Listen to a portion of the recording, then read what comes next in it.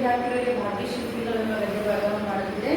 ಇಲ್ಲಿ ಮೈಸೂರಿನ ಸರ್ವತೋಮುಖ ಸರ್ವಾಂಗೀಣ ಅಭಿವೃದ್ಧಿಗೆ ಕಾರಣೀಕರ್ತರಾದಂಥ ನಾಗರಿ ಕೃಷ್ಣರಾಜ ಒಡೆಯರ್ ಮತ್ತು ಸರ್ ಎಂ ವಿಶ್ವೇಶ್ವರಯ್ಯ ಅವರು ಭಾಗ್ಯಶಿಲ್ಪಿಗಳು ಅಂತ ಕರ್ಕೊಂಡಾರೆ.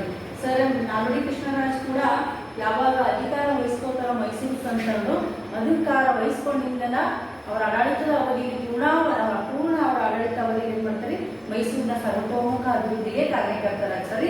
ಅದರಂತೆ ಸರ್ ಎಂ ವಿ ಕರ್ನಾಟಕದ ಮೊದಲ ಭಾರತ ರತ್ನ ಪ್ರಶಸ್ತಿ ವಿಜೇತರು. ಇವರು ಸರ್ ಎಂ ವಿ ಕೂಡ ಏನ್ ಮಾಡ್ತಾರಪ್ಪ ಅಂದ್ರೆ ಮೊದಲು ಸ್ವಲ್ಪ ಕಷ್ಟ ಬಡತನದಲ್ಲಿಯೇ ಬೆಳೆದು ಬಂದಿದ್ದು. ಮೂಲತಃ ಮೋಕ್ಷಗೊಂಡ ನಮ್ಮ ಆಂಧ್ರ ಪ್ರದೇಶ ಕರ್ನೂಲು ಜಿಲ್ಲೆಯ ಮೋಕ್ಷಗೊಂಡ ಅಗ್ರಹಾರಕ್ಕೆ ಸೇರಿದಿರುತ್ತಾರೆ ಕರ್ನಾಟಕ ಪಕ್ಕದ ಪೂರ್ವಜರು. ತದನಂತರ ಇವರು ಸ್ವಲ್ಪ ಬಡತನದಲ್ಲಿಯೇ ವ್ಯಾಸಂಗವನ್ನು ಪೂರ್ಣಗೊಳಿಸಿ ವಿದ್ಯಾರ್ಥಿಯ ವೇತನವನ್ನು ಪಡ್ಕೊಂಡು ವ್ಯಾಸಂಗ ಪೂರ್ಣಗೊಳಿಸಿ ತದನಂತರ ಬ್ರಿಟಿಷ್ ಸಂಸ್ಥೆ ಅಂದರೆ ಬ್ರಿಟಿಷ್ ಆಡಳಿತಾವಧಿಯಲ್ಲಿ ಅವರ ಒಂದು ಇದರಲ್ಲಿ ಏನು ಮಾಡ್ತಾರೆ, ಮುಂಬೈ ಪ್ರಾಂತ್ಯದ ಲೋಕೋಪ ಇಲಾಖೆ, ಆಮೇಲೆ ಭಾರತದ ಮುಂಬೈ ಪ್ರಾಂತ್ಯದ ಸ್ಯಾನಿಟರಿ ಇಂಜಿನಿಯರ್ ಆಗಿ ನೇಮಕಗೊಂಡು ಹೀಗೆ ಹಂತ ಹಂತವಾಗಿ ಹುದ್ದೆಗಳಂದ್ರೆ ಅವ್ರು ಮಾಡುವ ಕಾರ್ಯ ಹಂಗಿರ್ತದೆ. ಅದರಿಂದ ಅವ್ರು ಹಂತ ಹಂತವಾಗಿ ಮೇಲಿನ ಹುದ್ದೆಗೆ ಪ್ರಮೋಷನ್ ಕೊಡ್ಕೊಟ್ಟು ಹೋಗ್ತಾರೆ. ಅಂದ್ರೆ ಅವ್ರು ಮಾಡುವ ಕೆಲಸ ಕಾರ್ಯಗಳು ಬ್ರಿಟಿಷ್ ಅಧಿಕಾರಿ ಕೂಡ ಮೆಚ್ಚುಗೆ ವ್ಯಕ್ತಪಡಿಸ್ತಾರೆ. ತದನಂತರ ಇವರ ಪ್ರತಿಭೆಯನ್ನು ಗಮನಿಸಿದಂತ ಮೈಸೂರಿನ ನಾಗರಿ ಕೃಷ್ಣರಾಜ ಒಡೆಯರು ಇವರನ್ನ ಮೈಸೂರು ಸಂಸ್ಥಾನದ ಮುಖ್ಯ ಇಂಜಿನಿಯರ್ ಆಗಿ ನೇಮಕ ಮಾಡ್ತಾರೆ. ಆವಾಗ ಅವರು ಕನ್ನಂಬಾಡಿ ಜಲಾಶಯ ಯೋಜನೆ ಪ್ರಾರಂಭ, ರೈಲು ಮಾರ್ಗಗಳ ವಿಸ್ತರಣೆ ಕ್ರಮ, ತಾಂತ್ರಿಕ ಶಿಕ್ಷಣಕ್ಕೆ ಅಭಿವೃದ್ಧಿ, ಜಲಾಶಯ ಅಣೆಕಟ್ಟೆಗಳ ನಿರ್ಮಾಣಕ್ಕೆ ಯೋಜನೆ ಮುಂತಾದವು ನೋಡಿ ಇವ್ರನ್ನ ಯಾಕೆ ನಾನು ಮಂತ್ರಿಯನ್ನಾಗಿ ದಿವಾನರನ್ನಾಗಿ ನೇಮಿಸ್ಕೋಬಾರ್ದು ಅಂತ ಹೇಳಿ ಅವ್ರನ್ನ ದಿವಾನರನ್ನಾಗಿ ಅವಾಗ ನೇಮಿಸ್ತಾರೋ ಅವಾಗ ಹೊಸ ಒಂದು ಮನ್ವಂತರಕ್ಕೆ, ಹೊಸ ಮೈಸೂರಿನ ಭಾಗ್ಯದ ಬಾಗಿಲೇ ತೆರೀತಂತವ್ರು. ಯಾಕಂದ್ರೆ ಹೊಸ ಒಂದು ಯುಗಕ್ಕೆ ಅಡಿಪಾಯ ಹಾಕಿದರು. ಅಷ್ಟೇ ಅಲ್ಲದೆ ಏನ್ ಮಾಡ್ತಾರೆ, ಸ್ಥಳೀಯ ಮಟ್ಟದಲ್ಲಿ ಕೇಂದ್ರೀಕೃತವಾಗಿದ್ದ ನ್ಯಾಯಾಂಗ ಕಾರ್ಯಕ್ರಮವನ್ನು ಪ್ರತ್ಯೇಕಗೊಳಿಸ್ತಾರೆ. ಗಾಂಧೀಜಿ ಕೂಡ ಮೈಸೂರು ಸಂಸ್ಥಾನದ ಆಡಳಿತದ ವೈಖರಿಯನ್ನು ಮುಕ್ತ ಕಂಠದಿಂದ ಹೊಳ್ತಾರೆ. ಹಾಗಾಗಿ ಇಡೀ ದೇಶದಾದ್ಯಂತ ಮಾದರಿ ಮೈಸೂರು ಎಂಬ ಆಡಳಿತ ಮಾದರಿಯೇ ಜನ್ಮ ತಾಳ್ತದ. ವಿಶ್ವೇಶ್ವರಯ್ಯ ಅವರು ಇನ್ನೊಂದಪ್ಪ ಅಂದ್ರೆ ಆ ಶೈಕ್ಷಣಿಕವಾಗಿ, ಯಾಕಂದ್ರೆ ಶಿಕ್ಷಣ ಸಂಜೀವಿನಿ ಎಂಬುದನ್ನು ಅರ್ತಿದ್ದ ಅವರು ಎಲ್ಲಾ ಸಮಸ್ಯೆಗಳಿಗೆ ಪರಿಹಾರ ಸಿಗಬೇಕಂದ್ರೆ ಎಲ್ಲರೂ ಶಿಕ್ಷಣ ಪಡ್ಕೋಬೇಕನ್ನೋ ಇಚ್ಛೆ ಇತ್ತು. ಹಾಗೆ ಶಿಕ್ಷಣಕ್ಕಾಗಿ ಹಲವಾರು ಯೋಜನೆಗಳನ್ನು ರೂಪಿಸಿದರು.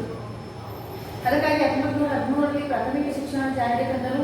ಪ್ರೌಢಶಾಲೆ, ಆಮೇಲೆ ಪ್ರೌಢ ಶಿಕ್ಷಣ 8, 9, 10ನೇ ವಿದ್ಯಾಭ್ಯಾಸ ಕರ್ನಾಟಕದಲ್ಲಿ ಮಾಡಿದ್ರು. ಅದನ್ನು ಪರೀಕ್ಷೆ ನಡೆಸುವ ಮಂಡಳಿಯಲ್ಲಿ ಮದ್ರಾಸ್ನಲ್ಲಿತ್ತು. ಮದ್ರಾಸ್ ಪ್ರೌಢ ಶಿಕ್ಷಣ ಮಂಡಳಿಯೇ ನಿಯಂತ್ರಣಕ್ಕೊಳಪಟ್ಟಿತ್ತು. ಹಾಗಾಗಿ ಇವ್ರು ಏನ್ ಮಾಡ್ತಾರಪ್ಪ ಅಂದ್ರೆ ನಮ್ಮ ಕರ್ನಾಟಕ ವಿಭಾಗದ ಪರೀಕ್ಷಾ ಮಂಡಳಿಯನ್ನ ಮದ್ರಾಸ್ದವ್ರು ಯಾಕೆ ನಡೆಸಬೇಕು, ಅದು ನಮ್ಮಲ್ಲೇ ಇರ್ಬೇಕಂತೇಳಿ ಮದ್ರಾಸ್ ವಿಶ್ವವಿದ್ಯಾಲಯಕ್ಕೆ ನಿಯಂತ್ರಣಪಟ್ಟ ಪ್ರೌಢ ಶಿಕ್ಷಣ ಮಂಡಳಿಯನ್ನ ಬದಲಿಸಿ ಮೈಸೂರು ಸಂಸ್ಥಾನವೇ ಪ್ರೌಢ ಶಿಕ್ಷಣ ಮಂಡಳಿನ ಅಂತಿಮ ಪರೀಕ್ಷೆ ನಡೆಸುವ ಯೋಜನೆಯನ್ನು ಆರ್ಥಿಕ ಪರಿಷತ್ತಿನ ಮೂಲಕ ಜಾರಿಗೆ ಅಂದ್ರೆ ಮೈಸೂರು ಸಂಸ್ಥಾನವೇ ಪ್ರೌಢ ಶಿಕ್ಷಣ ಮಂಡಳಿಯನ್ನು ಹೊಂದಿಕೊಂಡು ಅಂದಿನಿಂದ ತಾನೇ ತನ್ನ ಕರ್ನಾಟಕದ ಮೈಸೂರು ಸಂಸ್ಥಾನದ ವಿಭಾಗದ ವಿದ್ಯಾರ್ಥಿಗಳಿಗೆ ಅಂತಿಮ ಪ್ರೌಢ ಶಿಕ್ಷಣ ಪರೀಕ್ಷಾ ಮಂಡಳಿ ಮೈಸೂರು ಸಂಸ್ಥಾನವೇ ನಡೆಸಲಾಗುತ್ತೆ. ಅದಕ್ಕಿಂತ ಮುಂಚೆ ಮದ್ರಾಸ್ ಏನಾಗ್ತದೆ, ಮದ್ರಾಸ್ ವಿಶ್ವವಿದ್ಯಾಲಯಕ್ಕೆ ಒಳಪಟ್ಟಿದ್ದವು. ಮೈಸೂರು ವಿಶ್ವವಿದ್ಯಾನಿಲಯದ ಸ್ಥಾಪನೆಯ ದೂರದೃಷ್ಟಿಯ ಮತ್ತೊಂದು ಪ್ರಶ್ನೆ ನೋಡಿ. ಯೂನಿವರ್ಸಿಟಿ ಅಲ್ಲಿವರೆಗೂ ಯಾವ ಯೂನಿವರ್ಸಿಟಿನೂ ಕರ್ನಾಟಕದಲ್ಲಿ ಇದ್ದಿಲ್ಲ. ಮೈಸೂರು ವಿಶ್ವವಿದ್ಯಾನಿಲಯ ದೂರ ಅಂದ್ರೆ ಶಿಕ್ಷಣ ಸಿಗ್ಬೇಕಂದ್ರೆ ಈಗಿನ ಮಟ್ಟಕ್ಕೆ ನಾಳೆಗೆ ಶಿಕ್ಷಣ ಸಿಗ್ಬೇಕಲ್ಲವು ಮುಂದಿನ ಪೀಳಿಗೆಗೂ ಉಪಯೋಗವಾಗುವಂಥದ್ದನ್ನ ಯೋಚಿಸ್ತಿದ್ರು. ಯೋಜನೆ ಆಗ್ತಾ ಇದ್ರು. ಹಾಗಾಗಿ ಯೂನಿವರ್ಸಿಟಿ ನಮ್ಮದೇ ಆದ ಒಂದು ಯೂನಿವರ್ಸಿಟಿ ವಿಶ್ವವಿದ್ಯಾಲಯ ಬೇಕು ಅಂತೇಳಿ ಇವರ ಮುಂದಿನ ಪೀಳಿಗೆಗೆ ಅನುಕೂಲವಾಗಲಿ ಅಂತೇಳಿ ಮೈಸೂರು ವಿಶ್ವವಿದ್ಯಾಲಯ ಸ್ಥಾಪಿಸಿದರು. ಶಿಕ್ಷಣಕ್ಕಾಗಿ ಶಿಕ್ಷಣವಿರಬೇಕು, ಅದು ಕೆಲವೇ ಜನರ ಸತ್ತಾಗಲೇ ಪ್ರಗತಿಪರ ರಾಜ್ಯದಲ್ಲಿ ಎಲ್ಲರ ಅಜನ್ಮ ಸಿದ್ಧಾಂತ ಆಗಬೇಕು.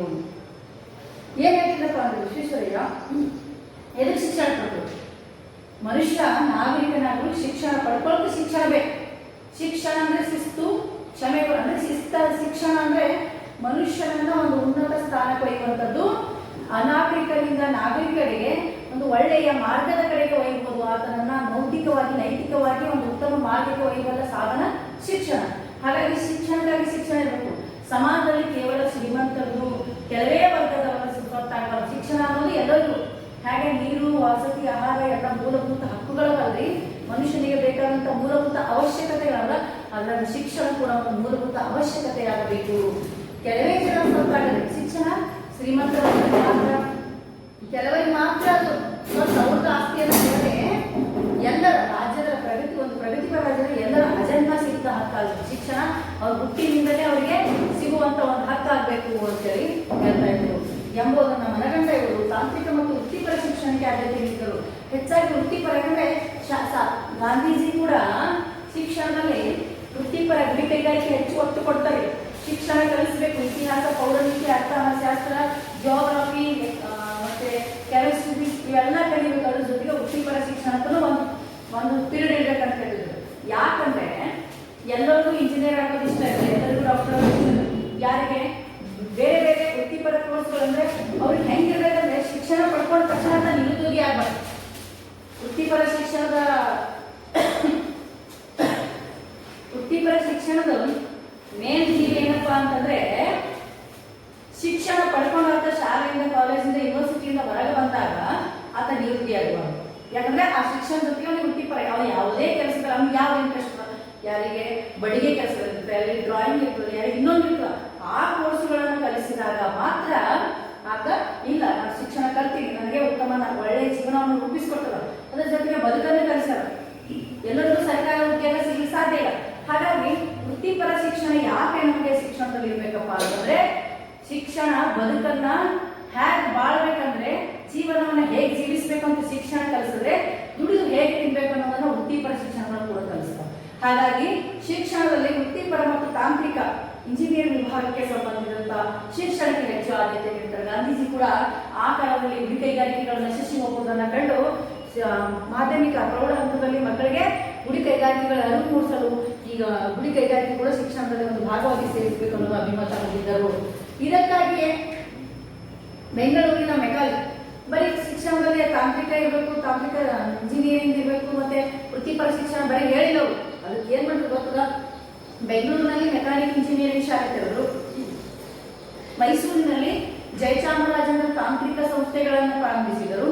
ಏಕೀಕೃತ ಇವು ಅಂದ್ರೆ ಇದು ಕೋರ್ಸ್ಗಳನ್ನು ಶಾಲೆ ಈ ಕಾಲೇಜ್ಗಳನ್ನು ಪ್ರಾರಂಭ ಮಾಡೋದ್ರಿಂದ ಅಲ್ಲಿ ವಿದ್ಯಾರ್ಥಿಗಳು ಕಲಿಯುವುದರಿಂದ ತಾಂತ್ರಿಕ ಅಂದ್ರೆ ಅವರ ಉಪಜೀವನಕ್ಕೆ ಅನುಕೂಲವಾಗುವಂತಹ ವಿದ್ಯಾಸಂಸ್ಥೆಗಳನ್ನು ಕೂಡ ಅವರು ಪ್ರಾರಂಭಿಸಿದರು. ಏಕೀಕೃತ ಕರ್ನಾಟಕ ರಚನೆ ಆ ಕಾಲದಲ್ಲಿ ಆವಾಗಲೇ 1914ರಲ್ಲಿಯೇ ಕನ್ನಡ ಸಾಹಿತ್ಯ ಪರಿಷತ್ ಸ್ಥಾಪನೆ ಆಗ್ತದೆ. ಅಲ್ಲ ಅದಕ್ಕಿಂತ ಮುಂಚೆ ಕರ್ನಾಟಕ ಮುಂಬೈ ಪ್ರಾಂತ್ಯ, ಮದ್ರಾಸ್ ಪ್ರಾಂತ್ಯ, ಹೈದರಾಬಾದ್ ಪ್ರಾಂತ್ಯ ಅಂತ ಅರ್ಧಂಚೋಗಿತ್ತು. ಹಾಗಾಗಿ ಆ ಕರ್ನಾಟಕವನ್ನು ಮದ್ರಾಸ್ ಪ್ರಾಂತ್ಯದಲ್ಲಿ ಕನ್ನಡಿಗರು ಮಾತನಾಡೋರು ಇದ್ರೂ ಕೂಡ ಅವರು ಮದ್ರಾಸ್ ಪ್ರಾಂತ್ಯಕ್ಕೆ ಒಳಪಟ್ಟಿದ್ರು. ಅವರಿಗೆ ಅಲ್ಲಿರೋ ಇಷ್ಟ ಇಲ್ಲ. ಹಾಗಾಗಿ ಕರ್ನಾಟಕವನ್ನು ಅರ್ಧ ಹಂಚೋಗಿದ್ದ ಕರ್ನಾಟಕವನ್ನ ಒಗ್ಗೂಡಿಸ್ಬೇಕನ್ನೋದು ಕೆಲವು ಆಗಿನ ಕಾಲದ ಕವಿಗಳು ಹೋರಾಟ ನಡೆದಿದ್ರು ಆ ಸಂದರ್ಭದಲ್ಲಿ. ಹಾಗಾಗಿ ಏಕೀಕೃತ ಕರ್ನಾಟಕ ರಚನೆ ಮತ್ತು ಕನ್ನಡ ಭಾಷೆ ಹಾಗೂ ಸಾಹಿತಿಗಳ ಬಗ್ಗೆ ಸಾರ್ವಜನಿಕರಲ್ಲಿ ಉಂಟಾಗಿದ್ದ ಒಲವನ್ನು ಮನಗಂಡು ಅವಾಗ ಕರ್ನಾಟಕ BMC ಆಗಿರ್ಬೋದು, ಉಯಿಲ್ಗೋಳ್ ನಾರಾಯಣ ಕುವೆಂಪು ಆಗಿ ಇತರ ಎಲ್ಲಾ ಕವಿಗಳೇನು ಕರ್ನಾಟಕದ ಕವಿಗಳು, ಸಾರ್ವಜನಿಕರು ಮತ್ತು ಸಾಹಿತ್ಯ ಆಸಕ್ತಿಗಳು ಏನ್ ಮಾಡ್ತಾರಪ್ಪ ಅಂದ್ರೆ ಕರ್ನಾಟಕದ ಏಕೀಕರಣಕ್ಕೆ ಹೋರಾಟ ಮಾಡ್ತಾರೆ. ನಮ್ಮ ಕರ್ನಾಟಕದ ಪ್ರದೇಶ ಅಲ್ಲಿ ಹೋಗಿದ್ರೆ ಜನರ ಹಂಚಿದ್ರೆ ಏಕೀಕರಣ ಕರ್ನಾಟಕವನ್ನು ಒಗ್ಗೂಡಿಸಬೇಕು ಅಂತೇಳಿ ಸಾರ್ವಜನಿಕರಲ್ಲಿ ಆ ಒಂದು ಹೋರಾಟ ಪ್ರಾರಂಭ ಆಗ್ತದೆ. ಹಾಗಾಗಿ ಇವ್ರ ಕಾಲದಲ್ಲಿ 1914ರಲ್ಲಿ ಕನ್ನಡ ಸಾಹಿತ್ಯ ಪರಿಷತ್ತನ್ನು ಸ್ಥಾಪಿಸ್ತಾರೆ. ಇವಾಗಲೂ ಕೂಡ ಪ್ರತಿ ವರ್ಷ ಕನ್ನಡ ಸಾಹಿತ್ಯ ಸಮ್ಮೇಳನ ನಡೀತಾವ. ಮೊನ್ನೆ ಆಯ್ತಲ್ಲ ನಮ್ಮ ಕಲಬುರಗಿಯಲ್ಲಿ ಹೋದ ವರ್ಷ ಕನ್ನಡ ಸಾಹಿತ್ಯ ಸಮ್ಮೇಳನ. ಹಂಗೆ ಪ್ರತಿ ಆವಾಗ ಸ್ಥಾಪನೆ 1910 ಇವಾಗಿಂದ ಪ್ರತಿ ವರ್ಷ ಒಂದೊಂದು ಜಿಲ್ಲೆಗಳಲ್ಲಿ ಕನ್ನಡ ಸಾಹಿತ್ಯ ಸಮ್ಮೇಳನ ಆಯ್ದ ಅಧ್ಯಕ್ಷರ ಒಂದು ಇದರಲ್ಲಿ ನಡೆಸ್ತಾರೆ. ಕನ್ನಡ ಸಾಹಿತ್ಯ ಪರಿಷತ್ ಸ್ಥಾಪನೆ ಇವರ ಕಾಲದ ಮತ್ತೊಂದು ಮಹತ್ ಸಾಧನೆ ಅಂತೇಳಿ ಹೇಳ್ಬೋದು. ವಿಶ್ವೇಶ್ವರಯ್ಯ ಅವರು ಕೈಗಾರಿಕೆಗೆ, ಯಾಕಂದ್ರೆ ನಗರೀಕರಣ ಆಗಬೇಕು, ಸಿಟಿ ಬೆಳಿಬೇಕು ಅಂದ್ರೆ ಜನರಿಗೆ ಹೆಚ್ಚು ಉದ್ಯೋಗಾವಕಾಶಗಳು ಸಿಗಬೇಕಪ್ಪ ಅಂದ್ರೆ ಕೈಗಾರಿಕರಣ ಅಭಿವೃದ್ಧಿ ಆಗಬೇಕು. ಕೈಗಾರಿಕರಣಕ್ಕೆ ಅಗ್ರ ಪ್ರಶಸ್ತಿ ನೀಡ್ತಾರೆ. ಅಗ್ರ ಅಂದ್ರೆ ಶ್ರೇಷ್ಠ, ಹೆಚ್ಚು.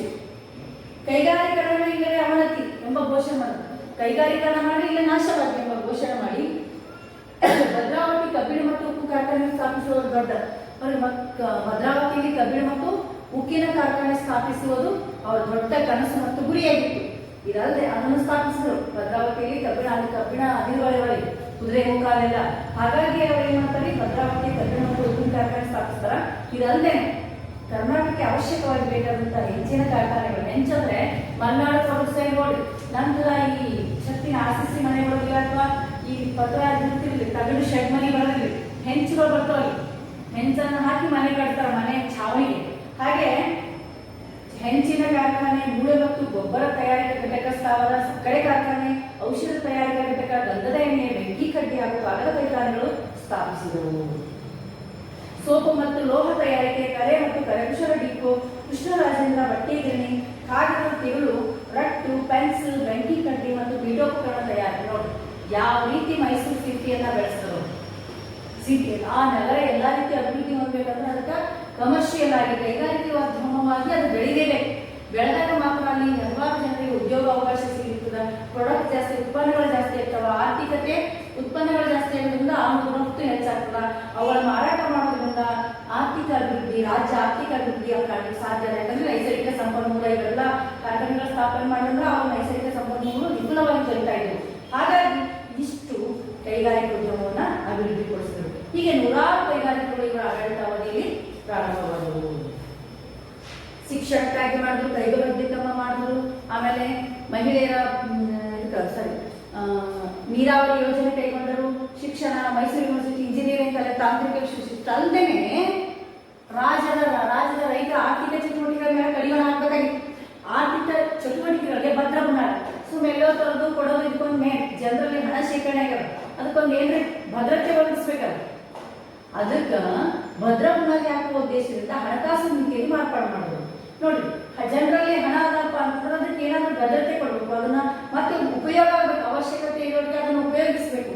ಹಾಗೆ ಈಗ ಮಾಡೋದ್ರಿಂದ ಆರ್ಥಿಕ ಭದ್ರತೆ ಕೂಡ ಉಂಟಾಗ್ತದೆ. ಇದಕ್ಕಾಗಿ 1913ರಲ್ಲಿ Mysore bank, state bank of Mysore ಅಂತೀರಿ ಈಗ, ಮೈಸೂರು ಬ್ಯಾಂಕ್ ಅನ್ನ ಸ್ಥಾಪನೆ ಮಾಡಿದರು. ಅನಂತರ ಉಳಿತಾಯ, ಮೈಸೂರು ಬ್ಯಾಂಕ್ ಸ್ಥಾಪನೆ ಮಾಡಿದ ನಂತರ ಉಳಿತಾಯ ಬ್ಯಾಂಕ್ಗಳು, ಹಲವಾರು ಉಳಿತಾಯ ಬ್ಯಾಂಕ್ಗಳು ಅಸ್ತಿತ್ವಕ್ಕೆ ಬಂದವು.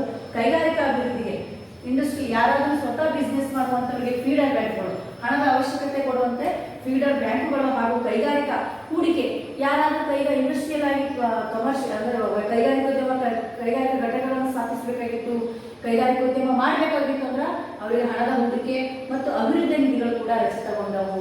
ಉದ್ಯಮಿಗಳಿಗೆ ಪ್ರೋತ್ಸಾಹವನ್ನು ಕೊಡುವಂತಂದ್ರೆ ಪ್ರೋತ್ಸಾಹಿಸುವಂತ ಕೆಲಸವಾಗಿ ಸಾಲದ ರೂಪದಲ್ಲಿ ಹಣ ನೀಡುವಂಥದ್ದು ಕೂಡ ಬಂತು. ಸಾರ್ವಜನಿಕ ಜೀವ ವಿಮಾ ಯೋಜನೆ ಜಾರಿಗೆ ತಂದರು. ಹಾಗೆ ಜನರ ಜೀವನ ಸುರಕ್ಷತೆಗಾಗಿ ಜೀವ ವಿಮಾ ಯೋಜನೆಗಳನ್ನು ಕೂಡ, ಇನ್ಸೂರೆನ್ಸ್ಗಳನ್ನು ಕೂಡ ಜಾರಿಗೆ ತಂದರು. ರೈತ ಹಾಗೂ ಕರಕುಶಲ ಕೆಲಸಗಾರರಿಗೆ, ರೈತರಿಗೆ ಮತ್ತು ಅಲ್ಲಿ ಇರುವಂತಹ ಗುಡಿ ಕೈಗಾರಿಕೆಗಳು, ಕರಕುಶಲ ಕೆಲಸಗಾರರಿಗೆ ಸಾಲ ಸೌಲಭ್ಯ ನೀಡುವ ಸಹಕಾರಿ ಕ್ಷೇತ್ರವನ್ನು, ಸಹಕಾರ ಸಂಘಗಳನ್ನು ಕೂಡ ಸ್ಥಾಪಿಸಿದರು, ಬಲವರ್ಧನೆಗೊಳಿಸಿದರು. ಪ್ರಾಂತೀಯ, ನೋಡಿ ಎಲ್ಲರೂ ಮೈಸೂರೊಳಗೆ ಬ್ಯಾಂಕ್ ಅಂದ್ರೆ ಎಲ್ಲ ಹಳ್ಳಿ ಜನ ಬಂದು ಮೈಸೂರೊಳಗೆ ಕೆಲಸಗಳನ್ನು ಪೂರೈಸಿಕೊಳ್ಳಲು ಸಾಧ್ಯ ಇಲ್ಲ. ಹಾಗಾಗಿ ಸ್ಥಳೀಯ ಮಟ್ಟದಲ್ಲಿ ಅವರಿಗೆ ಅನುಕೂಲವಾದ 7-8 ಹಳ್ಳಿಗಳನ್ನು ಸೇರಿಸಿ ಪ್ರಾಂತೀಯ ಬ್ಯಾಂಕ್ಗಳನ್ನು ಕೂಡ ರಚಿಸಿದರು. ಹೀಗೆ ಒಟ್ಟಾರೆಯಾಗಿ ಆರ್ಥಿಕ ಮೈಸೂರು ಬ್ಯಾಂಕ್ ಅನ್ನು ಸ್ಥಾಪಿಸುವ ಮೂಲಕ ಮೈಸೂರು ರಾಜ್ಯದ ಆರ್ಥಿಕ ಬಲವರ್ಧನೆಯನ್ನು ಮಾಡಿ ರಾಜ್ಯದ ಆಸ್ತಿಯನ್ನು ಹೆಚ್ಚಿಸಿ ಆದಾಯವನ್ನು ತರುವುದರ ಜೊತೆಗೆ ಅಭಿವೃದ್ಧಿ ಕಾರ್ಯ ಮಾಡಿದರು. ಬರೀ ಜನರಿಗೆ ಹಣ ತಗೊಂಡು ರಾಜ್ಯ ಬೊಕ್ಕಸ ತುಂಬಲಿಲ್ಲ, ಅದಕ್ಕೆ ಬೇಕಾದಂತಹ ಉತ್ತಮ ಆಡಳಿತ ಕೊಟ್ಟು ರಾಜ್ಯವನ್ನು ಸರ್ವತೋಮುಖವಾಗಿ ಅಭಿವೃದ್ಧಿ ಮಾಡಿದರು.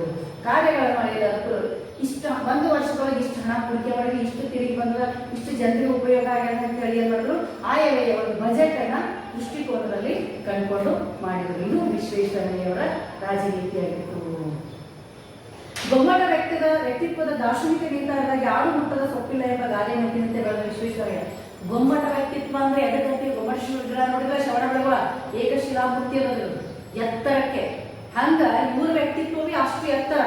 ಗೊಮ್ಮಟೇಶ್ವರ ಅಂದ್ರೆ ಅರ್ಥ ಅವರು ಅಷ್ಟು ಎತ್ತರ ಅಂತಲ್ಲ, ಅವ್ರ ವ್ಯಕ್ತಿತ್ವ ಅಷ್ಟು ಎತ್ತರದು. ಆಡು ಮುಟ್ಟದ ಸೊಪ್ಪಿಲ್ಲ, ನೋಡಿ ಕುರಿ ಆಡುಗಳು ನೋಡಿಲ್ಲ, ಅವ್ರು ತಿನ್ನಾರು ಸೊಪ್ಪೇ ಇಲ್ಲ. ಹಂಗೆ ಇವ್ರು ಮಾಡಾರು ಕೆಲಸಗಳಲ್ಲಿ ಕೈಗಾರಿಕೋದ್ಯಮ ಅಭಿವೃದ್ಧಿಪಡಿಸಿದ್ರು. ಆಮೇಲೆ ಆರ್ಥಿಕ ವಲಯದಲ್ಲಿ, ರಾಜಕೀಯವಾಗಿ, ಶೈಕ್ಷಣಿಕವಾಗಿ ಎಲ್ಲಾ ರೀತಿಯಲ್ಲಿ ಕೂಡ ಅಭಿವೃದ್ಧಿ. ಹಂಗ ಆಡು ಮುಟ್ಟದ ಸೊಪ್ಪಿಲ್ಲ ಎಂಬ ಗಾದೆ ಮಾತಿನಂತೆ ಬೆಳೆದವರು. ಅವರ ಒಂದು ಕಾರ್ಯವೈಖರಿಯನ್ನ, ಅವರ ಒಂದು ಕೆಲಸವನ್ನು ಕಂಡಂತ ಬ್ರಿಟಿಷ್ ಸರ್ಕಾರ ಅವರಿಗೆ ಸರ್ ಎಂಬ ಪದವಿಯನ್ನು ನೀಡಿತ್ತು. ಅದಕ್ಕೆ ಸರ್ MP ವಿಶ್ವೇಶ್ವರಯ್ಯ ಅವರಿಗೆ ತಕ್ಕಂತ ಆ ಪದವಿ ಕೂಡ ಕಡಿಮೆ, ನಾವು ಅಂತ ವ್ಯಕ್ತಿತ್ವ ಅವರಿಗೆ ಸರ್ ಎಂಬ ಪದವಿ ನೀಡಿ ಗೌರವಿಸಿತ್ತು. ಅವರ ಸಾಧನೆಯನ್ನು ಗುರುತಿಸಿ ತದನಂತರ ಸ್ವತಂತ್ರಗೊಂಡ ಭಾರತ ಮುಂದೆ ಅವರಿಗೆ ಅತ್ಯುನ್ನತ ಭಾರತದ ಶ್ರೇಷ್ಠ ಪ್ರಶಸ್ತಿಯಾದ ಭಾರತ ರತ್ನ ಪ್ರಶಸ್ತಿಯನ್ನು ಕೂಡ ಸಲ್ಲಿಸಿತ್ತು. ದೇಶದ ಹಲವಾರು ಪ್ರತಿಷ್ಠಿತ ಸಂಸ್ಥೆ, ವಿಶ್ವವಿದ್ಯಾಲಯಗಳು ಸದಸ್ಯತ್ವ ಹಾಗೂ ಗೌರವ ಡಾಕ್ಟರೇಟ್ಗಳನ್ನು ಕೂಡ ಇವರನ್ನು ಹುಡುಕಿಕೊಂಡು ಬಂದವು. ಮಹಾನ್ ಆಡಳಿತಗಾರರ ಇವರು ಒಬ್ಬ ಶ್ರೇಷ್ಠ ಆಡಳಿತಗಾರ. ಇವರ 100 ವರ್ಷದ ಹುಟ್ಟುಹಬ್ಬದಲ್ಲಿ ಸವಿನೆನಪಿಗಾಗಿ ವಿಶೇಷ ಇವರ ಹೆಸರಿನಲ್ಲಿ ಅಂಚೆ ಚೀಟಿ ಕೂಡ ಬಿಡುಗಡೆ ಮಾಡಲಾಯಿತು. ಮೈಸೂರು ಸಂಸ್ಥಾನ ದಿವಾನ ಹುದ್ದೆಯಿಂದ ನಿವೃತ್ತಿಯಾದ ನಂತರವೂ ದೇಶ ಸೇವೆ ಪತ್ರದಲ್ಲೇ, ಸರಿ ಇಷ್ಟೆಲ್ಲ ಮೈಸೂರು ಸಂಸ್ಥಾನದ ದಿವಾನ ಸಮೃದ್ಧಿಯಾಗಿ ಕಾರ್ಯನಿರ್ವಹಿಸಿದ್ರು. ತದನಂತರ ಕೂಡ ಅವ್ರ ಮನೆಗೆ ಆರಾಮಾಗಿ ಕೆಲಸ ಮುಗಿತಪ್ಪ ಕೂಡಲಿಲ್ಲ. ದೇಶ ಸೇವೆ ಪಥದಲ್ಲಿ ಅಂದ್ರೆ ದೇಶಕ್ಕೆ ಇನ್ನೂ ನನ್ನಿಂದ ನಾನು ಮನೆ ಕೊಟ್ಟನು ಆ ಮನೆ ಕೊಟ್ಟನ್ನೇ ಏನಾರು ಮಾಡ್ಬೋದು, ದೇಶ ಸೇವೆ ದಾರಿಯಲ್ಲೇ ಸಾಗಿದರು. ತಮ್ಮ ಪರಿಪಕ್ವ ಅನುಭವನ ಇಷ್ಟು ವರ್ಷ ಅಲ್ಲೇ ಅವ್ರ ಮೇಧಾವಿ ಪಂಡಿತರು ಇಷ್ಟು ವರ್ಷ ಕೆಲಸ ಮಾಡಿದ ಅನುಭವ ಬೇರೆ ಬಂದವರಿಗೆ ಅಪಕ್ವವಾಗಿರುವಂತ ಮಾಗಿರುವ ಅನುಭವನ ದೇಶದ ಅಭಿವೃದ್ಧಿಗೆ ಮತ್ತೆ ವಿನಿಯೋಗಿಸಿದರು. ಹೆಂಗಪ್ಪ ಅಂದ್ರೆ ತಮಗಿಷ್ಟೂ ಆಗಿರುವ ಅನುಭವನ ಬುಕ್ಗಳಲ್ಲಿ ಬರಬೇಕು, ಮುಂದಿನ ಪೀಳಿಗೆಗೆ ಅನುಕೂಲ ಆಗಬೇಕು. ಸಾಹಿತ್ಯ ಸೃಷ್ಟಿಯನ್ನು ಮಾಡಿದಕ್ಕೆ ನಿದರ್ಶನಗಳಿವೆ.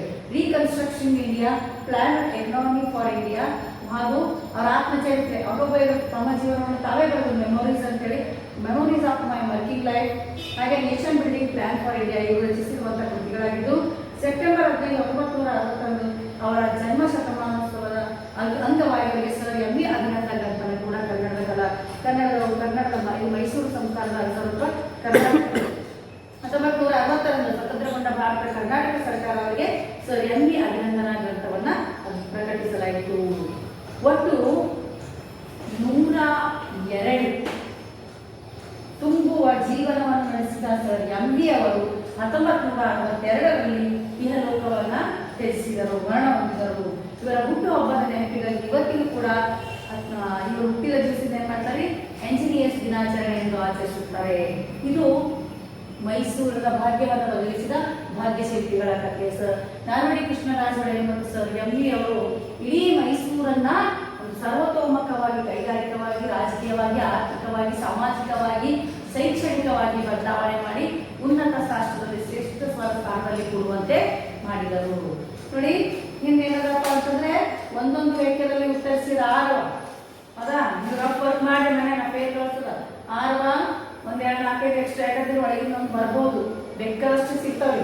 6 ನೀವು ಒಂದು 10 ತೆಗೀರಿ ಎಕ್ಸ್ಟ್ರಾ ನಡುವಿನ ಕ್ವಶನ್. ಆಮೇಲೆ 2-3 ವಾಕ್ಯದಲ್ಲಿ 8-10 ವಾಕ್ಯದಲ್ಲಿ ಸಂದರ್ಭ ಸಹಿತ. ಆಮೇಲೆ ಬಿಟ್ಟ ಸ್ಥಳವನ್ನು ಸರಿಯಾದ ಪದದಿಂದ ತುಂಬಿರಿ. ಇಷ್ಟು ರಫ್ ವರ್ಕ್ ಮಾಡಿ. ಈಗ ಈ ಗದ್ಯದಿಂದಿರುವಂತ ಲೇಖನ ಗ್ರಾಮರ್ ಸೈದ್ಧಾಂತಿಕ ಭಾಷಾ ವಿಷಯ ಏನಂದ್ರೆ ಲೇಖನ ಚಿಹ್ನೆಗಳು. ನೋಡಿ ವಿದ್ಯಾರ್ಥಿಗಳೇ, ಇಲ್ಲಿ ಈ ಭಾಗ್ಯಶಿಲ್ಪಿಗಳ ಪಾಠದಿಂದ ಲೇಖನ ಚಿಹ್ನೆಗಳಲ್ಲಿ ವ್ಯಾಖ್ಯಾನ ಚಿಹ್ನೆಯ ಗ್ರಾಮರ ಮತ್ತು ವ್ಯಾಖ್ಯ ಪ್ರಕಾರಗಳು. ಆಮೇಲೆ ವ್ಯವಹಾರ ಪತ್ರ, ಲೇಖನ ವ್ಯಾವಹಾರಿಕ ಪತ್ರ ಇಷ್ಟು ಹೇಳೋದಂತ.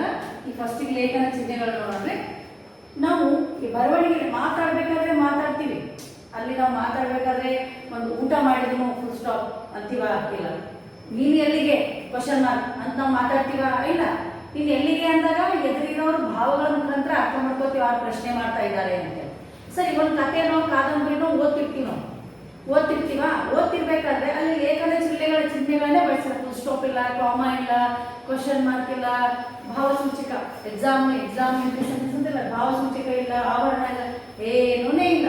ಆ ಕಥೆ ನಮ್ಗೆ ಅರ್ಥ ಆಗ್ತದ ಇಲ್ಲ, ಏನ್ ಹೇಳ ಬಯಸಿದ್ರೆ ಒಟ್ಟೆ ಏನು ತಿಳಿದೆ ಸ್ಟೋರಿ ಓದ್ತೀವಿ, ಬಟ್ ಅಲ್ಲಿ ಚಿಹ್ನೆಗಳಲ್ಲಿ ಇಲ್ಲದ ಕಥೆ ಆಗಲಿ, ಕಾದಂಬರಿ ಆಗಲಿ, ಪುಸ್ತಕದಲ್ಲಿ ನಮ್ಗೆ ಅರ್ಥವೇ ಆಗೋದಿಲ್ಲ. ಹಾಗಾಗಿ ಮಾತಾಡ್ಬೇಕಾದ್ರೆ ಮುಖದ ಮೇಲೆ ಆ ಭಾವವನ್ನು ವ್ಯಕ್ತಪಡಿಸ್ತೀವಿ. ಕೋಪ, ನಗು, ಸಂತೋಷ ಎಲ್ಲ ಎದುರಿರೋ ಅರ್ಥ ಮಾಡ್ಕೊತೇವೆ. ಬಟ್ ಓದ್ಬೇಕಾದ್ರೆ ಆ ಬರೆದಿರುವಂತಹ ಪಾಠವನ್ನ, ಕಥೆಯನ್ನ, ಪುಸ್ತಕವನ್ನ, ಆ ಓದನ್ನ ಅರ್ಥ ಮಾಡ್ಕೋಬೇಕಾದ್ರೆ ನಮಗೆ ಲೇಖನ ಚಿಹ್ನೆಗಳು ಬೇಕು. ಬರವಣಿಗೆಯಲ್ಲಿ ಲೇಖನ ಚಿಹ್ನೆಗಳ ಪಾತ್ರ ಅತ್ಯಂತ ಮುಖ್ಯವಾದದ್ದು. ಲೇಖನ ಚಿಹ್ನೆಗಳು ಇಲ್ಲದೆ ಬರೆದ್ರೆ ಸ್ಪಷ್ಟಾರ್ಥ, ಯಾವುದೇ ಅರ್ಥ ಗೊತ್ತಲ್ಲ. ಪ್ರಶ್ನೆ ಮಾಡ್ತಾ ಇದ್ರೆ ಕಥೆಯಲ್ಲಿ ನಾಯಕ ನಾಯಕಿಯ ಪಾತ್ರ ಪ್ರಶ್ನೆ ಮಾಡ್ತಾ ಇದ್ರೇನೋ ಉತ್ತರ ಹೇಳ್ತಿದ್ರೆ ಏನೂ ಗೊತ್ತಾಗಲ್ಲ, ಕೊಡದೆ ತೊಡಕುಗಳಿಗೆ ಕಾರಣವಾಗುಂಟು. ಹಾಗಾಗಿ ಲೇಖನ ಚಿಹ್ನೆಗಳು ಅತ್ಯಂತ ಅಗತ್ಯ ಬರವಣಿಗೆಯಲ್ಲಿ. ಅವುಗಳನ್ನು ಇಲ್ಲಿ ಕೆಲವೊಂದು ಕೊಟ್ಟರು ನೀವು ಅಭ್ಯಾಸಕ್ಕೆ. ಫಸ್ಟ್ ಇಂದ ಯಾವ್ರಿ ಒಟ್ಟು ಲೇಖನ ಚಿಹ್ನೆಗಳು 9 ಬರಿ. ಪೂರ್ಣ ವಿರಾಮ, ಅರ್ಧ ವಿರಾಮ, ಅಲ್ಪ ವಿರಾಮ, ಪ್ರಶ್ನಾರ್ಥಕ, ಭಾವಸೂಚಕ, ಉದ್ಧರಣ, ವ್ಯಾಖ್ಯಾವೇಷ್ಟನ, ಆವರಣ ಮತ್ತು ವಿವರಣಾತ್ಮಕ. ಫಸ್ಟ್ ಎಂದು ಪೂರ್ಣ. ಒಂದು ಪೂರ್ಣ ಕ್ರಿಯೆಯಿಂದ ಕೂಡಿದ ವ್ಯಾಖ್ಯಾನ ಕೊನೆಯಲ್ಲಿ ಈ ಪೂರ್ಣ ವಿರಾಮ ಚಿಹ್ನೆಯನ್ನು ಬಳಸುತ್ತದೆ. ಇದು ಫುಲ್ ಸ್ಟಾಪ್.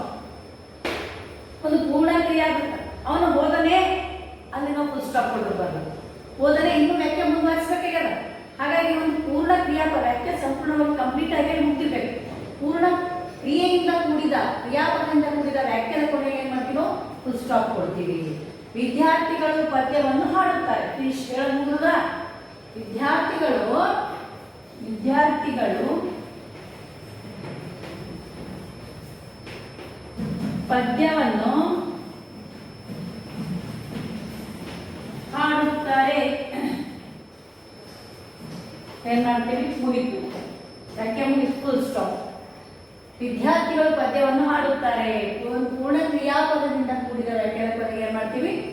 ಸ್ಟಾಪ್ ಕೊಡ್ತೀವಿ. ತಿಳಿತಾ? ಪೂರ್ಣ ಕ್ರಿಯಾಪದದಿಂದ ಕೂಡಿದ ವಾಕ್ಯದ ಕೊನೆಯಲ್ಲಿ ಪೂರ್ಣ ವಿರಾಮ ಚಿಹ್ನೆಯನ್ನು ಬಳಸಬೇಕು. ಅವರು ನಾಳೆ ಬರುವವರಿದ್ದರು, ಆದ್ರೆ ಇನ್ನು ಇಲ್ಲಿ ವ್ಯಾಖ್ಯೆ ಆಗಲ್ಲ, ಇನ್ನ ಹೇಳ್ಬೇಕಿದೆ ನಮ್ಮ ವ್ಯಾಖ್ಯೆ ಅಂತಲ್ಲಿ ಪೂರ್ಣ ವಿರಾಮವಲ್ಲ, ಪೂರ್ಣ ಕ್ರಿಯಾಪದದಿಂದ ವ್ಯಾಖ್ಯೆ ಕೂಡಿದ ವ್ಯಾಖ್ಯಾನ ಕೊನೆಯಲ್ಲಿ ಏನ್ ಮಾಡ್ತೀವಿ ನಾವು? ಪೂರ್ಣ ವಿರಾಮ ಹಾಕ್ತೀವಿ. ನೋಡಿ ಉದಾಹರಣೆಗೆ ವಿದ್ಯಾರ್ಥಿಗಳು ಪದ್ಯವನ್ನು ಮಾಡುತ್ತಾರೆ, ಲಾಸ್ಟ್ ಫುಲ್ ಸ್ಟಾಪ್ ಕೊಟ್ಟಿ ವ್ಯಾಖ್ಯೆ ಮುಗಿದ. ನೆಕ್ಸ್ಟ್ ಅರ್ಧ ವಿರಾಮ. ಅನೇಕ ಉಪವಾಕ್ಯಗಳು ಒಂದು ಪ್ರಧಾನ ವಾಕ್ಯಕ್ಕೆ ಅಧೀನವಾಗಿದ್ದಾಗ ಉಪವಾಕ್ಯಗಳ ಮುಗಿದಾಗಲೆಲ್ಲ ಈ ಚಿಹ್ನೆಯನ್ನು ಬಳಸಿ. ಹೆಂಗಂದ್ರೆ ತಾವು ಕಡಿಮೆ ಮಾತನಾಡಿದ್ದೀರಿ, ತಾವು ಕಡಿಮೆ ಮಾತನಾಡಿದ್ದೀರಿ, ಅರ್ಧ ವಿರಾಮ. ತಾವು ಕಡಿಮೆ ಮಾತನಾಡಿದ್ರಿ, ಇಷ್ಟೆಲ್ಲ ಪುರುಷ ಕೊಡ ಬರ್ತದ? ಇಲ್ಲ. ಯಾಕಂದ್ರೆ ನಾವು ಇನ್ನು ಮುಂದೆ ಹೇಳದ ಏನಂದ್ರೆ ಹೆಚ್ಚು ಕೆಲಸ ಮಾಡಿದ್ದೀವಿ, ಹೆಚ್ಚು ಕೆಲಸ ಮಾಡಿದ್ದೀವಿ.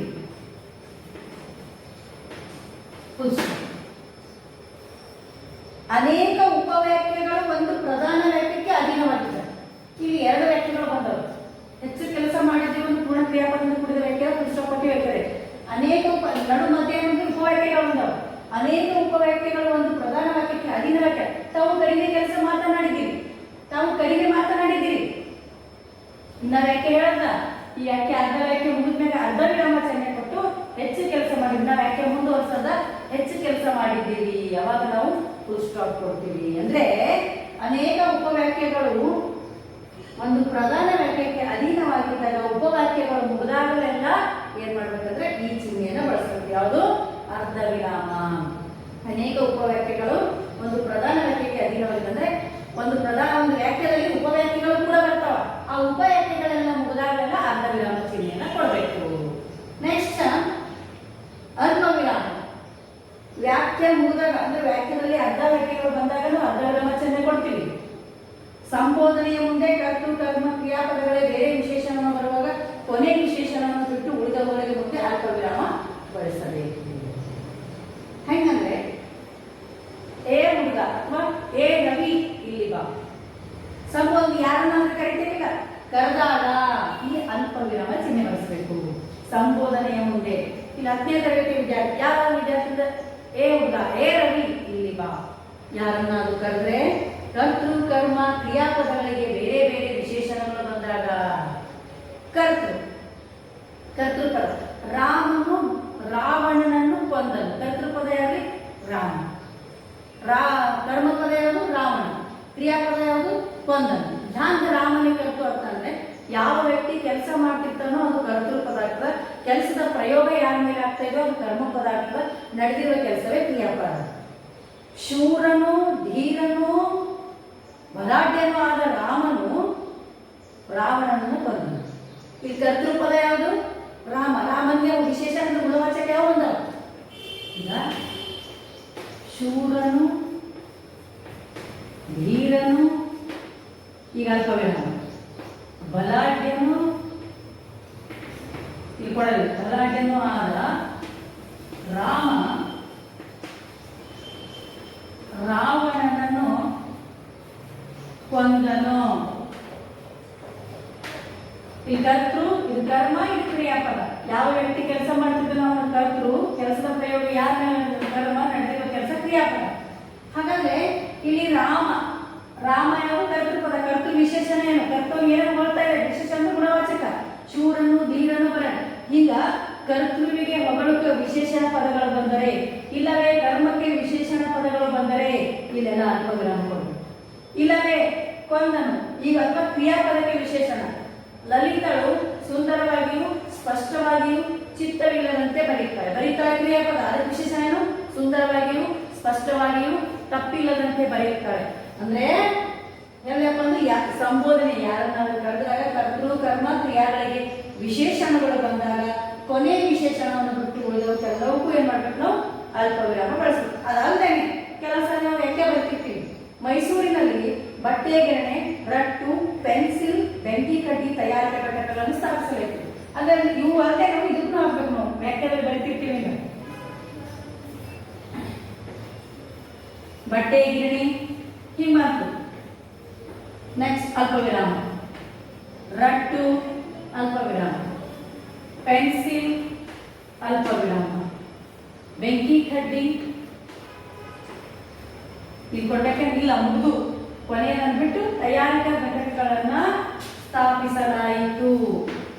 ಹಿಂಗೆ ವ್ಯಾಖ್ಯಾನದಲ್ಲಿ 4-5 ಪದಗಳು ಬಂದಾಗ ಒಬ್ಬರು ಕೂಡ ನಾವು ಕೊನೆಯನ್ನು ಬಿಟ್ಟು ಉಳಿದೋಗ ಏನ್ ಮಾಡ್ಬೇಕ್ರಿ ಅಂದ್ರೆ ಅಲ್ಪ ವಿರಾಮ ಚಿಹ್ನೆಯನ್ನ ಕೊಡ್ಬೇಕು. ಇದು ಅರ್ಧ ವ್ಯಾಖ್ಯಾನ ಮುಂದೆ ಇದು ಅರ್ಧ ವಿರಾಮ ಅಂದ್ರೆ ಮೇನ್ ಪ್ರಧಾನ ವಾಕ್ಯಕ್ಕೆ ಅರ್ಧ ವಾಕ್ಯಗಳ ಮಧ್ಯದಲ್ಲಿ ಬಂದಾಗ ಅರ್ಧ ವಿರಾಮ ಚಿಹ್ನೆ ಕೊಡ್ಬೇಕು.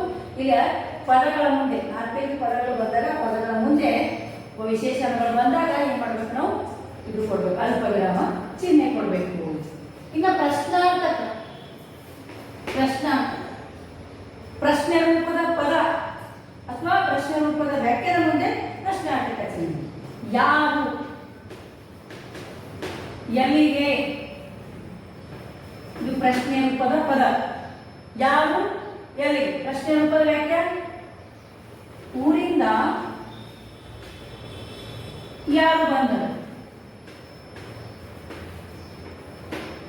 ಪ್ರಶ್ನೆ ರೂಪದ ಪದ ಅಥವಾ ಪ್ರಶ್ನೆ ರೂಪದ ವ್ಯಾಖ್ಯಾನ ಮುಂದೆ ಬರುವುದೆಲ್ಲವೂ ಪ್ರಶ್ನಾರ್ಥಕ ಚಿಹ್ನೆ ಆಗ್ತದೆ.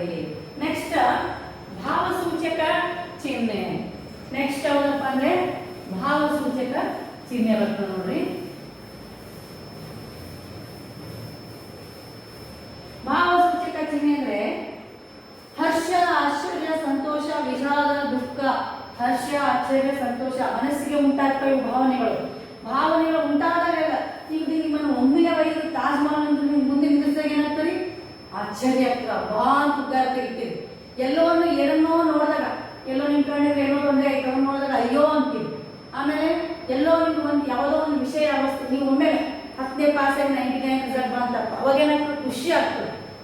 ಮನಸ್ಸಿಗೆ ಆಗುವ ಭಾವನೆಗಳು ಉಂಟಾದಾಗ ಆ ಆಶ್ಚರ್ಯವನ್ನು ಸೂಚಿಸುವ, ಆ ಭಾವನೆಗಳನ್ನು ಸೂಚಿಸುವ ಪದಗಳ ಮುಂದೆ ಈ ಭಾವಸೂಚಕ ಚಿಹ್ನೆ. ಅಯ್ಯೋ ಹೀಗಾಗಬಾರ್ದು, ಇಲ್ಲಿ ವಿಷಾದ, ಅಬ್ಬಾ ಎಂತ ಅದ್ಭುತ ತಾಜ್ ಮಹಲ್, ಇಲ್ಲ ಆಶ್ಚರ್ಯ ಅಂದ್ರೆ ಮನಸ್ಸಿಗೆ ಆಗುವ ಭಾವನೆಗಳು ಹೊರಹಾಕುವ ಸಂದರ್ಭದಲ್ಲೆಲ್ಲ ಈ ಭಾವಸೂಚಕ ಚಿಹ್ನೆಯನ್ನ ಬಳಸುತ್ತಾರೆ. ನೆಕ್ಸ್ಟ್ ಉದ್ಧರಣ ಚಿಹ್ನೆ. ಹೆಂಗಂದ್ರೆ ಉದ್ಧರಣ ಚಿಹ್ನೆ ಹೆಂಗಂದ್ರೆ ಡಬಲ್ ಇನ್ವರ್ಟೆಡ್ ಕಾಮ ಅಂತ ಕರೀತೀವಿ. ಒಬ್ಬರು ಹೇಳಿದ ಮಾತನ್ನು ಯಥಾವತ್ತವಾಗಿ ಬರೆಯುವಾಗ ಈ ಚಿಹ್ನೆ ಬಳಸಲಾಗುವುದು. ನಾನು ಹೇಳ್ತೀನಿ, ನೀವು ಒಂದು ಕತೆ ಬರ್ಲಿಕ್ಕೆ ಪ್ರಾರಂಭ ಮಾಡೋದು. ಒಂದು ಕತೆ ನಿಮ್ಮ 10ನೇ ತರಗತಿ ವಿದ್ಯಾರ್ಥಿಗಳೇ ಒಂದು ಕತೆ ಬರ್ಲಿಕ್ಕೆ ಪ್ರಾರಂಭ ಮಾಡೋದು. ನೀವೇ ಅರ್ಥ ಮಾಡ್ಕೊಳ್ಳೋದು. ಕತೆ ಬರಿತೀರಿ ನಿಮ್ಮಲ್ಲಿ ಒಂದು ಮಾತು ಹೇಳ್ಬೇಕು. ಏಳಿ ಎದ್ದೇಳಿ ಗುರಿ ಮುಟ್ಟುವರೆಗೂ ನಿಲ್ಲಬೇಡಿ. ಈ ಮಾತು ಏನು ಹೇಳಿರಿ? ವಿವೇಕಾನಂದರು ಹೇಳಿದ ಮಾತನ್ನು ನೀವು ಕತೆಗೆ ಅಳವಡಿಸ್ಕೋಬೇಕಾಗ. ಏಳಿ ಎದ್ದೇಳಿ ಗುರಿ ಮುಟ್ಟುವರೆಗೂ ನಿಲ್ಲಬೇಡಿ. ಆ ಕತೆಗೆ ಆ ಮಾತು ಅವಶ್ಯಕತೆದ ಪಾತ್ರಕ್ಕೆ ನೀನು ಅಳವಡಿಸ್ಕೋಬೇಕಾಗ. ಅವಾಗ ಏನ್ ಮಾಡ್ತೀರಪ್ಪ ಅಂದ್ರ ವಿವೇಕಾನಂದರು ಈ ಮಾತನ್ನ ಏಳಿ ಎದ್ದೇಳಿ ಗುರಿ ಮುಟ್ಟುವರೆಗೂ ನಿಲ್ಲಬೇಡಿ ಅಷ್ಟು ವ್ಯಾಖ್ಯೆ ತಗೊಂಡೆ ನೀನು, ಅಷ್ಟು ವ್ಯಾಖ್ಯಕ್ಕೆ ಡಬಲ್ ಇನ್ವರ್ಟೆಡ್ ಹಾಕ್ಬೇಕು. ಯಾಕಂದ್ರೆ ವಿವೇಕಾನಂದರು ಹೇಳಿದ ಮಾತನ್ನು ನೀನು ಕತೆ ಅಳವಡಿಸ್ಕೊಂಡಿದ್ದೀನಿ.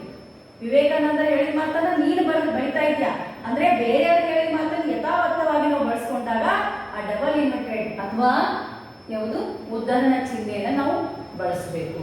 ತಿಳಿತಾ? ಇಲ್ಲಿ ಶಿಕ್ಷಣವು ಕೆಲವೇ ಜನರ ಸತ್ತಾಗಲಿ ಪ್ರಗತಿಪರ ರಾಜ್ಯದಲ್ಲಿ ಎಲ್ಲರ ಅಜನ್ಮ ಸಿದ್ಧಾಂತ ಆಗಬೇಕು. ಇದು ಯಾರು ಹೇಳಿದ್ರಿ? ಸರ್ ಎಂ ವಿಶ್ವೇಶ್ವರಯ್ಯ ಅವರು ಹೇಳಿದ್ರು. ಅಲ್ಲಿ ಬರಿತಾ ಇದ್ದಾರೆ ಯಾರು ಬರ್ತಾ ಇದ್ದಾರೆ? ಕಥೆ ಪಾಠ ಲೇಖಕರು ಜಯಪಗೌಡ ಈ ವಿಶ್ವೇಶ್ವರಯ್ಯ ಬರಿಬೇಕಾದ್ರೆ ವಿಶ್ವೇಶ್ವರಯ್ಯ ಹೇಳಿದ ಮಾತನ್ನು ಯಥಾವತ್ತವಾಗಿ ತಗೊಂಡ್ರು. ಹಾಗಾಗಿ ಹಾಗೆ ನೀವು ಕೂಡ ಯಾರೇ ಬೇರೆಯವರು ಹೇಳಿದ ಮಾತನ್ನು ಯಥಾವತ್ತವಾಗಿ ನಾವು ಬೆಳವಣಿಗೆಯಲ್ಲಿ ತಗೊಂಡ್ರೆ ಅದು ಉದ್ಧರಣ ಚಿಹ್ನೆ. ನೆಕ್ಸ್ಟ್ ವ್ಯಾಖ್ಯಾನ. ಪಾರಿಭಾಷಿಕ ಪದಗಳನ್ನು ಬಳಸುವಾಗ, ಅನ್ಯಭಾಷೆ ಪದಗಳನ್ನು ಬಳಸುವಾಗ, ಪ್ರಮುಖ ಪದಗಳನ್ನು ಸೂಚಿಸುವಾಗ, ಬೇರೆ ಭಾಷೆಯ ಪದಗಳನ್ನು ಕನ್ನಡದಲ್ಲಿ ಬಳಸಿಕೊಂಡಾಗ ಅಥವಾ ವಿಶೇಷ ಅನಿಸುವಂತ ಪದಗಳನ್ನು ತೆಗೆದುಕೊಂಡಾಗ ನಾವು ಏನ್ ಮಾಡ್ಬೇಕ್ರಿ? ಈ ವ್ಯಾಖ್ಯಾನ ಚಿಹ್ನೆಯನ್ನ ಬಳಸಬೇಕು. ಕನ್ನಡ ಭಾಷೆಯಲ್ಲಿ ಇಂಗ್ಲಿಷ್, ಪರ್ಷಿಯನ್, ಪೋರ್ಚುಗೀಸ್ ಭಾಷೆಯ ಪದಗಳನ್ನು ಬಳಸಬೇಕು. ಕನ್ನಡ ಭಾಷೆಯಲ್ಲಿ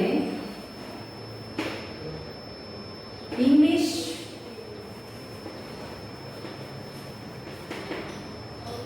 ಪರ್ಷಿಯನ್,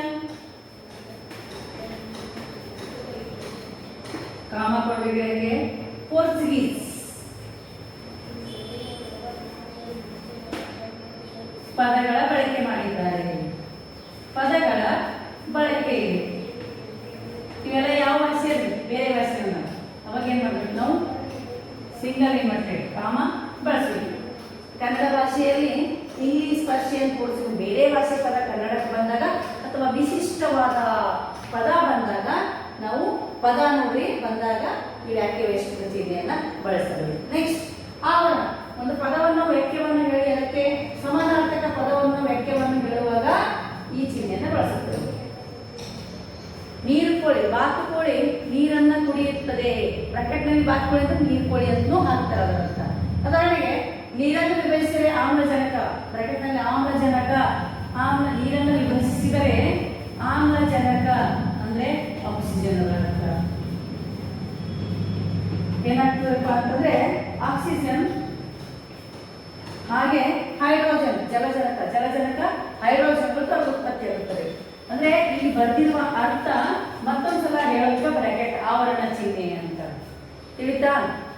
ಗಗನದಲ್ಲಿ ಭಾಸ್ಕರನು ಫಳಫಳ ಹೊಳೆಯುತ್ತಿದ್ದನು. ಭಾಸ್ಕರ ಅಂದಾಗ ಗೊತ್ತಾಗಿದ್ರೆ ಅದೇ ಅರ್ಥ ಬ್ರಾಕೆಟ್ ನಲ್ಲಿ ಸೂರ್ಯ ಅಂತೇಳಿ ಹಾಕಿ. ಅಂದ್ರೆ ನಾವು ಹೇಳಿರುವ ಪದದ ಅರ್ಥ ಈ ಬ್ರಾಕೆಟ್ ಅಲ್ಲಿ ಮತ್ತೆ ಸರಳೀಕರಣಗೊಳಿಸಿರೋಕೆ ಏನಂತೀವಿ ಆವರಣ ಚಿಹ್ನೆ. ಒಂದು ಅಭಿಪ್ರಾಯದ ವಿವರಣೆ ಮುಂದೆ ತಿಳಿಸಿದಂತೆ ತೋರಿಸುವ ಸಂದರ್ಭದಲ್ಲಿ ವಿವರಣಾತ್ಮಕ ಚಿಹ್ನೆ. ಆವರಣ ಚಿಹ್ನೆ ತಿಳಿದ್ರಿ, ಒಂದು ಪದವನ್ನು ವ್ಯಾಖ್ಯವನ್ನು ಹೇಳಿ ಅದಕ್ಕೆ ಸಮಾನಾರ್ಥಕ ಪದವನ್ನು ಮತ್ತೆ ಅದರ ಬಗ್ಗೆ ವಿವರಣೆ ಕೊಡುವಾಗ ಬ್ರಾಕೆಟ್ ನಲ್ಲಿ ಅದರ ಅರ್ಥ ತಿಳಿಸುವುದೇ ಆವರಣ ಚಿಹ್ನೆ ಆಗ್ತದೆ. ನೆಕ್ಸ್ಟ್ ವಿವರಣಾತ್ಮಕ ಚಿಹ್ನೆ, ಒಂದು ಅಭಿಪ್ರಾಯದ ವಿವರಣೆ ಮುಂದೆ ತಿಳಿಸಿದಂತೆ ಇದೆ. ಪಂಚಮಹಾವಾದ್ಯಗಳು, ಮಹಾವಾದ್ಯಗಳು ಹಂಗಂದ್ರೆ ಏನು ಇದೆ ಆವರಣ. ಇದು ವಿವರಣೆ ಏನಪ್ಪ, ತಾಳ, ಹಳಗ, ಗಂಟೆ, ಮೌರಿ, ಸನಾದ, ಇದ್ರ ಬಗ್ಗೆ ಬರುತ್ತೆ. ಭಾಷೆ ಅಧ್ಯಯನ, ವೈಜ್ಞಾನಿಕವಾಗಿ ಭಾಷೆ ಅಧ್ಯಯನ ಮಾಡಿದ್ರೆ ಭಾಷಾ ವಿಜ್ಞಾನ. ಭಾಷಾ ವಿಜ್ಞಾನ ಅಂದ್ರೆ ವೈಜ್ಞಾನಿಕವಾಗಿ ಭಾಷೆ ಅಧ್ಯಯನ ಮಾಡಿದ್ರೆ ಭಾಷಾ ಅಧ್ಯಯನ ಅಂತ ಹೇಳ್ತಾರೆ. ಹೀಗೆ ಒಂದು ಅಭಿಪ್ರಾಯದ ವಿವರಣೆ ಹೀಗೆ ಇದೆ ಅಂತ ಹೇಳಿ ತಿಳಿಸುವುದಕ್ಕೆ ಏನಂತೀವಿ ನಾವು ವಿವರಣಾತ್ಮಕ ಚಿಹ್ನೆ ಅಂತ ಕರಿತೀವಿ. ಈಗ ಭಾಷೆಯ ವೈಜ್ಞಾನಿಕ ಅಂದ್ರೆ ಭಾಷೆಯನ್ನು ವೈಜ್ಞಾನಿಕವಾಗಿ ಅಧ್ಯಯನ ಮಾಡೋದು ಭಾಷಾ ಅಧ್ಯಯನ. ಒಂದು ವ್ಯಾಖ್ಯೆ ಬರೆದು ಅದರ ವಿವರಣೆ ಹೀಗೆ ಇದೆ ಅಂತ ಹೇಳಿ ಲೇಖನ ಚಿಹ್ನೆ ವಿವರಣಾತ್ಮಕ ಚಿಹ್ನೆ ಹಾಕಿ ತಿಳಿಸುವುದು ವಿವರಣಾತ್ಮಕ ಚಿಹ್ನೆ ಆಗ್ತದ. ತಿಳಿತಾ? ಆವರಣ ಚಿಹ್ನೆ ಹಿಂಗ್ ಬರ್ತದೆ, ವಿವರಣಾತ್ಮಕ ಚಿಹ್ನೆ ಈ ತರ. ಇಲ್ಲಿ ಅಂತ ಪಂಚ ಮಹಾವಾದ್ಯಗಳು ಅವು ಯಾವ್ಯಾವು? ತಾಳ, ಹಳಗ, ಘಂಟೆ, ಮೌರಿ, ಸನಾದಿ. ಸನಾದಿ ಒಂದು ವಾದ್ಯ. ಹೀಗೆ ಬರೆಯೋದಾದ್ರೆ ಇದು ವಿವರಣೆ ಹೀಗೆ ತಿಳಿಸೋದೇನಂದ್ರೆ ವಿವರಣಾತ್ಮಕ ಚಿಹ್ನೆ. ಒಟ್ಟು 9 ಲೇಖನ ಚಿಹ್ನೆಗಳನ್ನು ಕಲ್ತೀರಿ. ಪೂರ್ಣ ವಿರಾಮ ಅಂದ್ರೆ ವ್ಯಾಖ್ಯಾನ ಪೂರ್ಣ ಕ್ರಿಯೆಯನ್ನು ತುಂಬಿದ ವ್ಯಾಖ್ಯಾನ ಕೊನೆಯಲ್ಲಿ ಪೂರ್ಣ ವಿರಾಮ ಚಿಹ್ನ. ಅರ್ಧವನ್ನು ಒಂದು ಅನೇಕ ಅರ್ಧ ಉಪವ್ಯಾಖ್ಯೆಗಳು ಒಂದು ಪ್ರಧಾನ ವ್ಯಾಖ್ಯೆಗೆ ಅಧೀನವಾಗಿದ್ದಾಗ ಕೊಡುವಂತ ಚಿಹ್ನೆ ವ್ಯಾಖ್ಯಾನ. ಅರ್ಧ ವ್ಯಾಖ್ಯಾನ ಅರ್ಧ ವಿರಾಮ ಚಿಹ್ನ. ಅಲ್ಪ ವಿರಾಮ ಅಂದ್ರೆ ಸಂಬೋಧನೆ ಅಥವಾ ಕರ್ತೃ ಕರ್ಮ ಕ್ರಿಯಾಗಳಿಗೆ ವಿಶೇಷಣ ಪದಗಳು ಬಂದಾಗ ಈ ಅಲ್ಪ ವಿರಾಮ ಚಿಹ್ನೆಯನ್ನು ಕೊಡ್ತೀವಿ. ಪ್ರಶ್ನೆ ರೂಪದ ಪದ ಅಥವಾ ವ್ಯಾಖ್ಯಾನ ಮುಂದೆ ಪ್ರಶ್ನಾರ್ಥಕ ಚಿಹ್ನೆಯನ್ನು ಬಳಸ್ತೀವಿ. ಭಾವಸೂಚಕ ಚಿಹ್ನೆ ಅಂತಂದ್ರೆ ಮನಸ್ಸಿಗೆ ಆಶ್ಚರ್ಯ, ಖುಷಿ, ಸಂತೋಷ ಎಲ್ಲ ಭಾವಗಳು ಉಂಟಾದಾಗ ಬಳಸುವ ಚಿಹ್ನೆ ಭಾವಸೂಚಕ ಚಿಹ್ನೆ. ಉದ್ಧರಣ ಅಂತಂದ್ರೆ ಬೇರೆಯವರು ಹೇಳಿದ ಮಾತನ್ನು ಯಥಾವತ್ತವಾಗಿ ತೆಗೆದುಕೊಂಡಾಗ ಬಳಸುವ ಚಿಹ್ನೆ ಉದ್ಧರಣ ಚಿಹ್ನೆ. ವ್ಯಾಖ್ಯಾವೇಶನ ಅಂದ್ರೆ ಪಾರಿಭಾಷಿಕ ಬೇರೆ ಭಾಷೆ ಪದಗಳು ಅಥವಾ ವಿಶಿಷ್ಟ ಪದಗಳನ್ನು ಗುರುತಿಸುವಾಗ ಸಿಂಗಲ್ ಇನ್ವರ್ಟೆಡ್ ಕಾಮ ಅಥವಾ ವ್ಯಾಖ್ಯಾವೇಶನ ಚಿಹ್ನೆಯನ್ನು ಬಳಸುತ್ತೀವಿ. ಆವರಣ ಅಂತಂದ್ರೆ ಒಂದು ಪದದ ಅರ್ಥ ಸರಳೀಕರಣಗೊಳಿಸಿ. ಈಗ ನೀರು ಹೊಕ್ಕೆ ಅಂದ್ರೆ ಬ್ರಾಕೆಟ್ನಲ್ಲಿ ಬಾತ್ಕೋಳಿ ಹೊಕ್ಕೆ ಅಂತ ಈಗ ಆವರಣದಲ್ಲಿ ಅದರ ಅರ್ಥ ಸರಳೀಕರಣಗೊಳಿಸಿರೋದು ಆವರಣ ಚಿಹ್ನೆ. ವಿವರಣಾತ್ಮಕ ಅಂದ್ರೆ ಒಂದು ಪದ ಹಿಂದೆ ಬರೆದು ಅದರ ವಿವರಣೆ ಮುಂದೆ ಈ ಕೊಡೋದಕ್ಕೆ ಅಂತ ಕರಿತೀವಿ ವಿವರಣಾತ್ಮಕ ಚಿಹ್ನೆ. ಒಟ್ಟು 9 ಲೇಖನ ಚಿಹ್ನೆಗಳು. ಉಳಿದಿದ್ದು ವ್ಯಾಖ್ಯಾನ ಚಿಹ್ನೆ ಮತ್ತು ವ್ಯಾಖ್ಯಾ ಪ್ರಕಾರಗಳು ಮುಂದಿನ ತರಗತಿಯಲ್ಲಿ ಹೇಳ್ತೀನಿ ಅಂತ. ಧನ್ಯವಾದಗಳು ವಿದ್ಯಾರ್ಥಿ.